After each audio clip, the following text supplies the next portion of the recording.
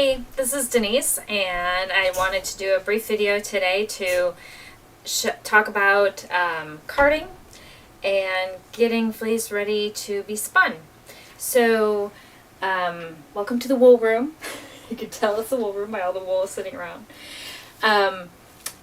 So this is washed fleece, and this is washed fleece of the same type that has been picked and is now open and ready to be carded. You can tell that I've gone through here by hand and fluffed apart the little locks. Also tried to screen out little bits of vegetable matter and any kind of second cuts or weak tips and that sort of thing in preparation for carding. And the result that we're looking for is this tidy little bat wrapped up like a bird's nest that we can store to spin or to blend with other fibers at some point later. So I'm gonna take a little bit of fleece and I'm gonna introduce you to my carder. This is a Pat Green carder. I'm not sure exactly what model, but it has served me very well over the last few years. It's hand crank. Not really fancy. It's your standard 2-drum type thing with, I think, kind of a medium carding cloth. I don't know the exact teeth per inch, although I could probably figure that out if I did some measuring. It doesn't really have a liquor brush on it or anything incorporated to smooth the fibers down, so I'll show you what I do instead as we get going here. So first we're going to just start to slowly feed our fibers into the drum, cranking as we go. We're going to see that small drum serves as a feeder to apply the fibers to the large drum. I'm going to try to just kind of keep a thin layer feeding in. I'm kind of bad about trying to feed too much at a time sometimes because you get anxious. You just kind of want to get it all done at some point. And of course, since it's hand cranked, if I want to go and grab some more fiber to keep it going, I gotta stop cranking, take a little break here. So handling the fiber again as we're feeding it into the drum carder gives you another opportunity to take a look at it and screen out any vegetable matter you might have missed during the actual picking stage or any kind of short bits. Here we're going to take my flick carder and run it across the drum to kind of smooth out those superficial lumps and smooth the bat down. It also helps to kind of pack a little more fiber onto the drum, I've found. So I try to do that every once in a while. You'll notice that if you send lumps, if you send intact locks through the feeder drum, you'll get a lot of resistance on the crank. Keep this going. It's not going to hurt anything, but it's more efficient and you get a better result the more open that your fleece is that you're working with. So let's feed a little more on here. Oops.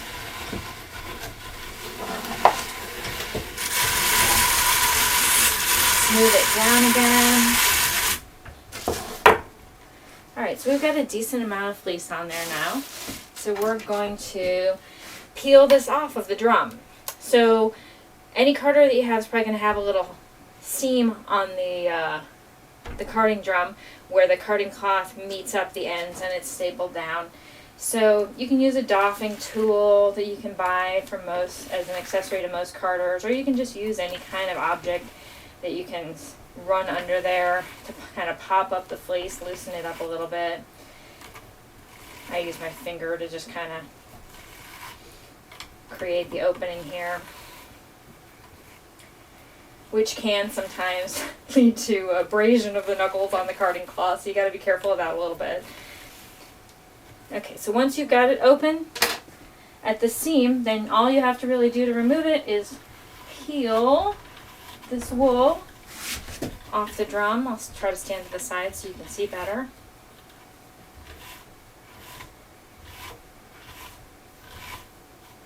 Alright, so there we have the bat that results from the first pass through the carder.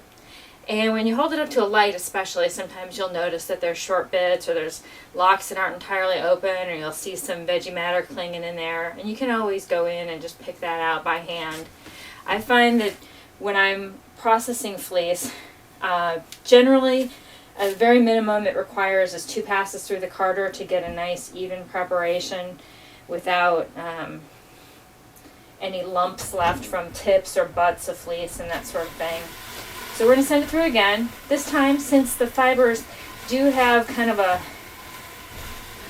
alignment from the first pass through the carder, we're going to feed them through sideways, because this affords us an opportunity to get much more opening effect than feeding them through lengthwise. So the bat lengthwise here, breaking off sections of it, feeding it back in on the sides, so most of the fibers are aligned this way.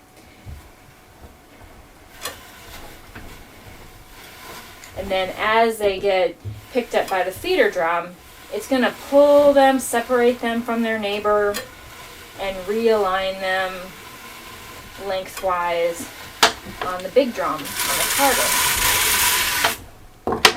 And in this way you maximize the separation of the fibers and the blending, if that's what you're going for.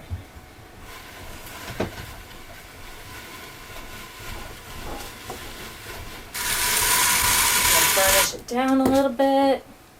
I'm going to try to load the fiber on the big drum as evenly as possible, just for efficiency's sake.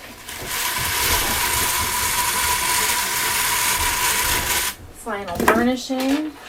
Alright, so again, we find that seam here, we pop it up, we pull the fibers loose. Ooh, those are a little sticky. This fleece has a little bit of grease left in it, so it does have a little bit of a waxy feel, which can make the fibers cling to each other more, make it a little more difficult to remove from the drum powder. Alright, so we're going to peel it again. I'll stand back here so you can see. Peeling it off the big drum. It all comes off very nicely together. And so that looks pretty even. This is now a ready to spin bat, or it can just get tucked away, wrapped up and tucked away for future use or future blending with other colors, and you're ready to go. Thanks so much for tuning in.